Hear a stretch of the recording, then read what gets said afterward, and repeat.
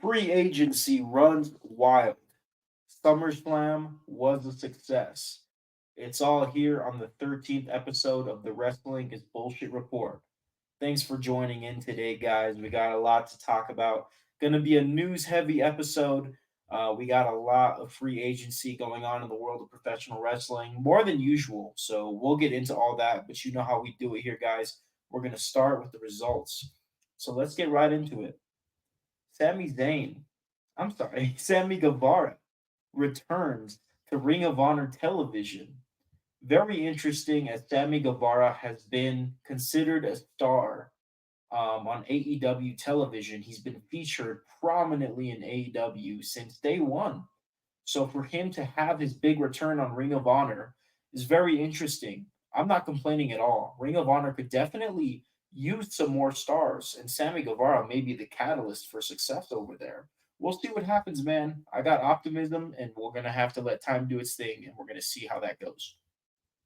Nonetheless, man, I do like the character that Sammy Guevara is portraying on Ring of Honor. He's a babyface. He's talking it up with Dustin Rhodes and the Von Erichs, the new Ring of Honor World Six-Man Tag Team Champions. We're going to see what happens over there, man. We're going to see if there's a heel turn and a nice feud to be had between Dustin Rhodes and Sammy Guevara, or maybe he aligns himself with the Von Erichs. You got a heel trio faction there. We're going to find out. I'm very excited to see. We all know Sammy Guevara is a fantastic heel, but for now we got him in babyface form.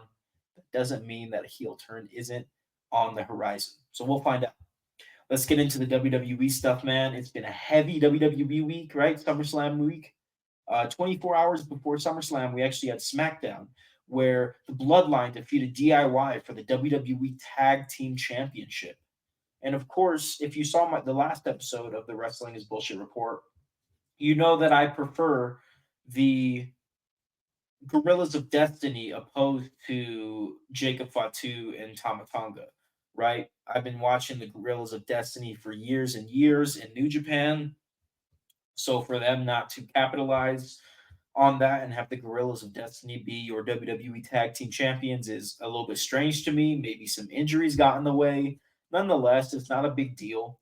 The only thing I would say is it'd be nice to see the Bloodline utilize the Freebird rule with those tag team championships. You can have the Gorillas of Destiny defend it. You could have the team of Solo Sikoa and Jacob Fatu defend it. I would love to see those guys hold those tag team titles and then utilize the Freebird rule, such as the New Day did all those years ago. For those of you who don't know, the Freebird rule is when three or more people interchangeably defend the tag team championships. So usually you'll see two people hold those tag team titles, right? Like Johnny Gargano and Tommaso Ciampa were both tag team champions. But in this case, if two people in a faction hold those tag team titles, every once in a while, pretty rarely, the last people to do it were New Day in 2015, I believe. They'll go ahead and do the Freebird rule, where in this situation with the Bloodline, like I said, you could see Tama Tonga and Tongaloa, the Gorillas of Destiny, defend the titles, and then for whatever reason, next time you could actually see interchangeably two other people hold those and defend those tag team titles. So essentially, it's like they're sharing the titles. Just wanted to explain that for those of you who are not familiar. I would actually really like to see that with the Bloodline, but we'll see what happens. Last but not least, man, we had SummerSlam, right? WWE shaking up their men's mid card scene on Raw and SmackDown. You got Braun Breaker defeating Sami Zayn for the Intercontinental Championship. Well deserved, well earned. It was a great championship reign for Sami Zayn while it lasted. But Braun Breaker is a rising star, and it makes sense for him to have some mid card gold around his waist on Monday nights. You got LA Knight, winning the United States Championship against Logan Paul. A huge statement win for LA Knight and his first singles championship on the main roster. It is long overdue, but LA Knight is now your WWE United States champion. Yeah, botching. We also had Gunther defeat Damian Priest for the World Heavyweight Championship, which was also really awesome, right? Gunther has been a star for the past few years on the main roster, and that World Championship has been his. Ever since they came out with it, I knew. I was like, Gunther's going to hold that belt. And here it is. Here it is. Gunther is your new World Heavyweight Champion on Raw. We also had Nia Jax surprisingly defeat Bayley, which was crazy. I personally was rooting for Bayley, but I can see that Nia Jax has really come into her own and come a long way, and she deserves to be WWE Women's Champion, and now she is. WWE Women's Champion on SmackDown is now Nia Jax. Well deserved. I respect that. Two more things, man. Not exactly title changes, but surprises and returns, right? We had Dirty Dominic Mysterio turning on Rhea Ripley and siding with Liv Morgan. A big shift in the storyline that's been going on for months and months and months. So, really cool to see that. It's going to be really cool to see what comes of all of this. Because it seems like Judgment Day are getting away from Rhea Ripley for sure, but then also Damian Priest, Finn Balor not exactly costing Damian Priest the World Heavyweight Championship at SummerSlam, but he definitely looked happy at Damian Priest losing that belt. So, in my opinion, what we're looking at here is a new Judgment Day with Liv Morgan, Finn Balor, JD McDonough, and Dirty Dominic Mysterio. Let's get it. Very exciting. Last but not least, ladies and gentlemen, Roman Reigns in the main event made his long awaited, highly anticipated return, and he ends up Superman punching and spearing Solo Sikoa, who's been marching around the past few months as the tribal chief. But we know who the real tribal chief is, ladies and gentlemen. That's Roman Reigns, and he must have not been too happy about Solo Sikoa doing what he's been doing. So there he goes, helping Cody Rhodes retain the undisputed WWE Championship. Roman Reigns helps the man that defeated him for that title retain the title at SummerSlam. Very interesting. We will see if there's something for Roman and Cody in the future. I don't think there is. I think the story is with Roman Reigns and Solo Sikoa. And I think that is leading to War Games in a couple of months. We're going to see the OG Bloodline, Roman Reigns, Jimmy Uso, Jey Uso, and Sami Zayn take on Solo Sikoa, Jacob Fatu, and the Gorillas of Destiny. I think that's a money match. It's written in the stars. We'll see what happens. And then potentially you have The Rock, when he's ready, come back into this storyline. Maybe you introduce him as the final boss, right? Pulling the strings, giving orders to Solo Sikoa. This new bloodline ends up being revealed to be The Rock's bloodline. Definitely think that's where we're heading. And it's okay. I'm not trying to spoil it for you guys. I know these things can get predictable, but a good story, even if it's predictable, is still a good story. And I think that's definitely where we're headed. So nonetheless, man, SummerSlam was a very important, very eventful premium live event for WWE. And yeah, it was seriously one of the best pay-per-views I've ever seen. And I can't wait to see what's next for all these storylines with the Judgment Day, the Bloodline, Gunther's World Heavyweight Championship reign, LA Knight's first championship on the main roster. A lot of good stuff, guys. Nia Jax and Tiffany Stratton. It looks like Tiffany Stratton's going to cash in her Money in the Bank briefcase on Nia Jax eventually. A lot of really good stories being told over at WWE. And this was such a fun week, man. I love SummerSlam. I used to live in LA when I was a kid. I used to go to SummerSlam every year. So it's truly a sentimental and nostalgic premium live event for me. And they always bring the heat, man. They always bring the heat for SummerSlam. I guess that's why they call it SummerSlam, because they bring the heat. It's hot as hell out here. All right. Let's get into the news.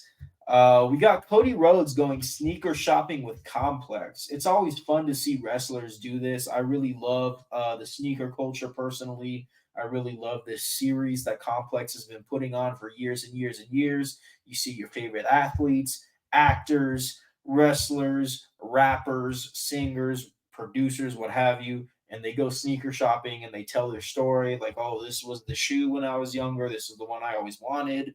This was the one I had. This, you learn that the sneaker culture rolls deep in a lot of different niches, and it's always really fun to see pro wrestlers go sneaker shopping. In this case, Cody Rhodes is the man right now. He's the face of WWE. So to see him out there representing WWE with Complex's sneaker shopping series was really fun for me personally. I recommend you check it out. Cody Rhodes goes sneaker shopping with Complex is what the video is called. Yeah. What else we got here? Shane McMahon is reportedly all elite. What? Oh man, I don't want to talk about this. This is freaking lame. Shane McMahon going to AEW. That's after Tony Khan is talking all this shit about the McMahons. Like, I get it, man. If you want to talk your shit, then talk your shit. But don't go and hire Shane McMahon after you've talked so much shit.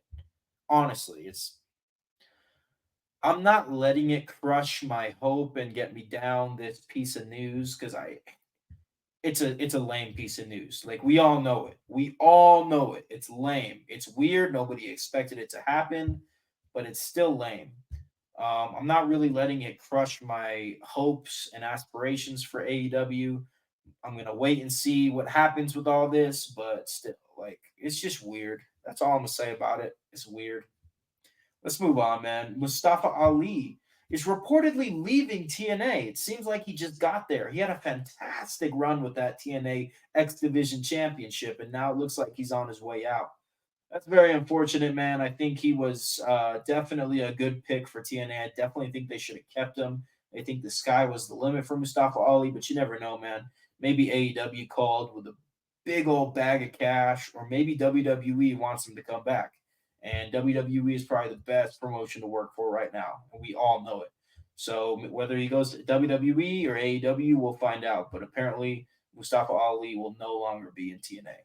Very unfortunate. I thought that was a great fit for him, and I thought he was doing wonderful. And then next is the Hardys. The Hardys spoke with a WWE official this past week. That's crazy, man. It looks like the Hardys just got to TNA. They spent some time in AEW. That was ultimately a bust, and I don't know who to blame for that, right? Jeff was getting himself in trouble. Tony Khan is still learning the ropes of running a professional wrestling organization. Nonetheless, the Hardys in AEW was a big fumble, and that was supposed to be big. I'm not going to lie. That was supposed to be big. That was supposed to be their last run. But now they're in TNA, and it looks like they're going back to WWE. And I wouldn't blame them if they went back to WWE. I just said WWE is the best place you can work right now if you're a professional wrestler. So if they want to go finish their careers in WWE, maybe get one more run with the tag team titles, good on them. Do it. I just want to see them go out on a good note because it's been pretty stagnant and it's been pretty lame. And I've been a Hardy fan since I was 8 years old, man. Jeff Hardy was like my first favorite wrestler as a kid. So to see them being very stagnant over the past few years is kind of sad to me, man. I really want to see them have one more good run before they hang it up because those fellas are getting old. So it's about time. But TNA, if you're getting rid of Mustafa Ali and the Hardys, man, come on. I know you got an excellent roster, but Mustafa Ali was a great fit for you guys. And then the Hardys just got there. I would not mind the Hardys finishing their career in TNA. Like, that would be fine because they've been at TNA for years, for a big chunk of their career. I think it's a big bag fumble if TNA loses both of these guys, or, all three of these guys. Both of these situations is what I meant to say. Let's move on. If the Hardys stay in TNA or go to WWE, doesn't matter. I watch both shows.